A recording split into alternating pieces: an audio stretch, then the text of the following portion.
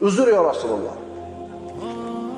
Sizni hayotingizda juda ko'p qismidan bexabar bo'lgan bo'lsak, uzr. Hammasini o'rganib chiqishligimiz albatta mahol. Ammo biz harakat qilyapmiz, izlanyapmiz, o'qiyapmiz, o'rganyapmiz. Agar biz sizni sunnatingizni tatbiq qilishlikda noqislik qilayotgan bo'lsak, uzr ya Rasululloh. Bu sunnatga bo'lgan beparvoligimizdan emas. Allohga qasamki, biz aniq bilamiz, hamma yaxshiliklar sunnatga ergashishlikdir. Sunnat rahmat bilan to'lib toshganini yaxshi bilamiz. Siz buyurgan narsaga amal qilishlikka, toqatimiz yetganicha amal qilishlikka va'da beramiz.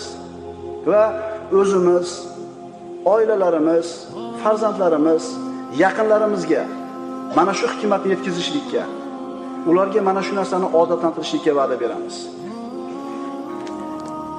Agar yo Rasululloh sizni biror bir hadisingiz aytilmagan yoki sizni hayotingizdan bir narsa gapirilmagan kunimiz o'tsa, biror kunimiz sizdan uzr so'raymiz.